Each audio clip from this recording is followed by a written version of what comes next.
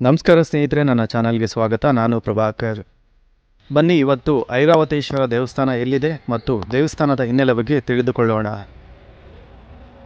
ಕುಂಭಕೋಣಂನಲ್ಲಿ ಆದಿಕುಂಬೇಶ್ವರ ದೇವಸ್ಥಾನದಿಂದ ಐರಾವತೇಶ್ವರ ದೇವಸ್ಥಾನ ಸುಮಾರು 4 ಕಿಲೋಮೀಟರ್ ಆಗುತ್ತೆ. ಅಲ್ಲೇ ನಮಗೆ ಲೋಕಲ್ ಬಸ್ಸಸ್ ಸಿಗುತ್ತೆ, ಇಲ್ಲ ಅಂತ ಹೇಳಿದ್ರೆ ನಾವು ಆಟೋದಲ್ಲೂ ಹೋಗ್ಬೋದು. ಇತರ ದೇವಾಲಯಗಳಂತೆ ದೇವಸ್ಥಾನ ಮುಂದ್ಗಡೆ ನಾವು ನಂದಿಯನ್ನು ನೋಡ್ಬೋದು. ನಂದಿಯ ಪಕ್ಕದಲ್ಲೇ ನಮಗೆ ಸಂಗೀತ ಹೊರಸೂಸುವ ಮೆಟ್ಟಿಲುಗಳಿವೆ.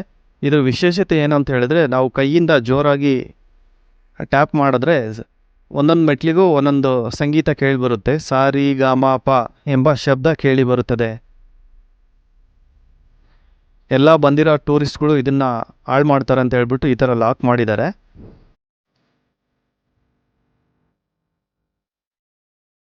ದಕ್ಷಿಣ ಭಾರತವು ಹಲವಾರು ಸುಂದರವಾದ ದೇವಾಲಯಗಳಿಗೆ ಹೆಸರುವಾಸಿಯಾಗಿದೆ. ಈ ದೇವಾಲಯಗಳಲ್ಲಿ ದೇವಿ ದೇವತೆಗಳ ಜೊತೆಗೆ ಗ್ರಹಗಳು, ಪಂಚಮಹಾಭೂತಗಳು ಮತ್ತು ಇತರ ಜೀವಿಗಳನ್ನು ಪೂಜಿಸಲಾಗುತ್ತದೆ. ಈ ಎಲ್ಲ ದೇವಾಲಯಗಳು ಅವುಗಳಲ್ಲಿ ಪೂಜಿಸುವ ದೇವಿ ದೇವತೆಗಳ ಹೆಸರಿನಿಂದ ಪ್ರಸಿದ್ಧವಾಗಿವೆ. ಆದರೆ ಇಂದ್ರದೇವನ ಸ್ಥಳವಾದ ಐರಾವತೇಶ್ವರ ದೇವಾಲಯವು ಎಂದು ಕರೆಯಲ್ಪಡುವ ಅಂತಹ ಒಂದು ದೇವಾಲಯವಿದೆ. ಈ ದೇವಾಲಯದ ಬಗ್ಗೆ ತಿಳಿಯೋಣ. ಭಾರತದ ತಮಿಳುನಾಡು ರಾಜ್ಯದ ಕುಂಭಕೋಣಂ ನಗರದ ಧರಾಸುರಂ ಎಂಬ ಚಿಕ್ಕ ಭಾಗದಲ್ಲಿ ಐರಾವತೇಶ್ವರ ದೇವಾಲಯದಲ್ಲಿ ಈಶ್ವರಲಿಂಗವಿರುವ ಭವ್ಯವಾದ ದೇವಾಲಯವಿದೆ. ಜೊತೆಗೆ ತಾಂಜಾವೂರಿನ ಬೃಹದೀಶ್ವರ ದೇವಾಲಯ, ಗಂಗೈಕೊಂಡ, ಚೋಳಾಪುರಂನಲ್ಲಿರುವ ಗಂಗೈಕೊಂಡ ಚೋಳೀಶ್ವರಂ ದೇವಾಲಯಗಳನ್ನು ಗ್ರೇಟ್ ಲಿವಿಂಗ್ ಚೋಳ ದೇವಾಲಯಗಳು ಎಂದು ಕರೆಯಲಾಗುತ್ತದೆ. ತಾಂಜಾವೂರು ಜಿಲ್ಲೆಯ ಕುಂಭಕೋಣಂ ಪ್ರದೇಶದಲ್ಲಿನ ದೊಡ್ಡ ಹಿಂದೂ ದೇವಾಲಯಗಳ ಸಮೂಹದಲ್ಲಿ ಐರಾವತೇಶ್ವರ ದೇವಾಲಯವೂ ಒಂದಾಗಿದೆ. ಈ ದೇವಾಲಯವು ಶಿವನಿಗೆ ಸಮರ್ಪಿತವಾಗಿದೆ. ಇದು ದಂತಕಥೆಗಳ ಜೊತೆಗೆ ಹಿಂದೂ ಧರ್ಮ ಸಂಪ್ರದಾಯಗಳನ್ನು ಪ್ರದರ್ಶಿಸುತ್ತದೆ. ಒಮ್ಮೆ ಮಹರ್ಷಿ ದುರ್ವಾಸರು ಗಂಗಾ ನದಿಯ ದಡದಲ್ಲಿ ಶಿವನನ್ನು ಪೂಜಿಸುತ್ತಿದ್ದರು. ಅವರ ಭಕ್ತಿಗೆ ಮೆಚ್ಚಿದ ಶಿವನು ಅವರಿಗೆ ಪಾರಿಜಾತದ ಹೂವಿನ ಮಾಲೆಯನ್ನು ಅರ್ಪಿಸಿದರು. ಇಂದ್ರದೇವನ ಶೌರ್ಯಕ್ಕೆ ಪ್ರಸನ್ನನಾದ ಮಹರ್ಷಿ ದುರ್ವಾಸರು ಇಂದ್ರದೇವನಿಗೆ ಪಾರಿಜಾತ ಮಾಲೆಯನ್ನು ಅರ್ಪಿಸಿದರು. ಆಗ ಇಂದ್ರದೇವನು ಆ ಮಾಲೆಯನ್ನು ಐರಾವತಕ್ಕೆ ಕೊಟ್ಟನು. ಆ ಪಾರಿಜಾತ ಮಾಲೆಯ ಸುಗಂಧದಿಂದ ಆಕರ್ಷಿತಗೊಂಡ ಜೇನುನೊಣಗಳು ಬಂದು ಬಿಳಿ ವರ್ಣ ಆನೆಯನ್ನು ಸುತ್ತುವರಿದವು. ಜೇನುನೊಣಗಳಿಂದ ಐರಾವತವು ತೊಂದರೆಗೀಡಾಯಿತು. ಬೇಸತ್ತು ಮಾಲೆಯನ್ನು ಐರಾವತನು ಕೆಳಗೆ ಎಸೆದನು. ಇದನ್ನು ಅವಮಾನವೆಂದು ಪರಿಗಣಿಸಿ ಮಹರ್ಷಿ ದುರ್ವಾಸರು ಕೋಪಗೊಂಡರು. ಇಂದ್ರದೇವ ಮತ್ತು ಐರಾವತವನ್ನು ಶಪಿಸಿದ ಕಾರಣ ಸುಂದರವಾದ ಬಿಳಿ ಐರಾವತವು ತನ್ನ ಬಣ್ಣ ಮತ್ತು ಸೌಂದರ್ಯವನ್ನು ಕಳೆದುಕೊಂಡು ಇತರ ಆನೆಗಳಂತೆ ಸಾಮಾನ್ಯವಾಯಿತು. ನಂತರ ಇಂದ್ರದೇವ ಮತ್ತು ಐರಾವತವು ತಮ್ಮ ತಪ್ಪಿಗೆ ಮಹರ್ಷಿಯ ಬಳಿ ಕ್ಷಮೆಯಾಚಿಸಿದರು. ಶಾಪದಿಂದ ಮುಕ್ತರಾಗುವ ಸಲಹೆ ಕೇಳಿದರು. ಮಹರ್ಷಿಗಳು ಐರಾವತಕ್ಕೆ ಭಗವಂತನನ್ನು ಮೆಚ್ಚಿಸಲು ಸಲಹೆ ನೀಡಿದರು. ಐರಾವತವು ತನ್ನ ನೈಜ ರೂಪ ಕಳೆದುಕೊಂಡು ದುಃಖಿತನಾಗಿ ಭೂಮಿಯ ಮೇಲೆ ಅಲೆದಾಡಲು ಪ್ರಾರಂಭಿಸಿದನು.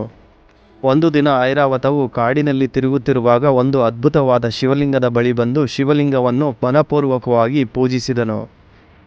ಶಿವನು ಭೂಲೋಕಕ್ಕೆ ಬಂದು ದರ್ಶನ ನೀಡಿ ಸಮೀಪದ ಕೊಳಕ್ಕೆ ಹೋಗಿ ಸ್ನಾನ ಮಾಡುವಂತೆ ಸಲಹೆ ನೀಡಿದನು. ಶಿವನ ಸಲಹೆಯಂತೆ ಐರಾವತವು ಕೊಳದಲ್ಲಿ ಸ್ನಾನ ಮಾಡಿ ಮಹರ್ಷಿಗಳ ಶಾಪದಿಂದ ಮೋಕ್ಷವನ್ನು ಪಡೆದನು.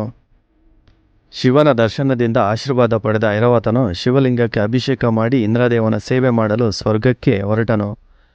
ಈ ಕಥೆಯಿಂದ ಐರಾವತೇಶ್ವರ ದೇವಾಲಯಕ್ಕೆ ಅದರ ಹೆಸರು ಬಂದಿದೆ ಎಂದು ನಂಬಲಾಗಿದೆ. ಕಲ್ಲಿನ ದೇವಾಲಯವು ರಥರಚನೆಯನ್ನು ಒಳಗೊಂಡಿದೆ ಮತ್ತು ಪ್ರಮುಖ ವೈದಿಕ ಪುರಾಣ ದೇವತೆಗಳಾದ ಇಂದ್ರ, ಅಗ್ನಿ, ವರುಣ, ವಾಯು, ಬ್ರಹ್ಮ, ಸೂರ್ಯ, ವಿಷ್ಣು, ಸಪ್ತಮಾತೃಕೆಗಳು, ದುರ್ಗಾ, ಸರಸ್ವತಿ, ಶ್ರೀದೇವಿ, ಲಕ್ಷ್ಮಿ, ಗಂಗಾ, ಯಮುನಾ, ಸುಬ್ರಹ್ಮಣ್ಯ, ಗಣೇಶನನ್ನು ಒಳಗೊಂಡಿದೆ.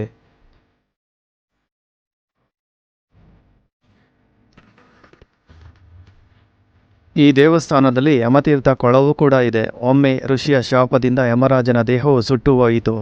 ಈ ಸುಡುವ ಸಂವೇದನೆಯಿಂದ ಬಳಲುತ್ತಿರುವ ಯಮರಾಜ ಇಲ್ಲಿನ ಕೊಳದಲ್ಲಿ ಸ್ನಾನ ಮಾಡಿ ಈ ದೇವಾಲಯದಲ್ಲಿರುವ ಶಿವನನ್ನು ಪೂಜಿಸಿದರು. ಆದ್ದರಿಂದ ಈ ಕೊಳವನ್ನು ಯಮತೀರ್ಥ ಎಂದು ಕರೆಯಲಾಗುತ್ತದೆ.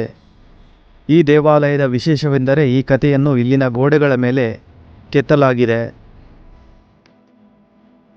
ಈ ದೇವಾಲಯದಲ್ಲಿ ಹಲವಾರು 3D ಕೆತ್ತನೆಯ ಶಿಲ್ಪಗಳನ್ನು ನಾವು ನೋಡಬಹುದು. ಚಿಕ್ಕ ಚಿಕ್ಕ ಶಿಲ್ಪಗಳು ಹಲವಾರು ದಂತಕಥೆಗಳನ್ನು ನಮಗೆ ತಿಳಿಸಿಕೊಡುತ್ತವೆ.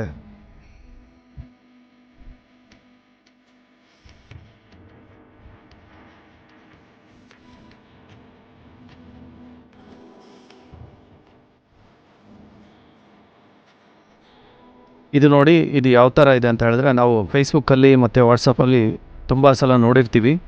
ಆ ಆ ಕೆತ್ತನೆ ಇರೋದು ಈ ದೇವಸ್ಥಾನದಲ್ಲೇ. ಒಂದು ಕಡೆ ನೋಡಿದ್ರೆ ಆನೆ, ಒಂದು ಕಡೆ ನೋಡಿದ್ರೆ ಹಸು.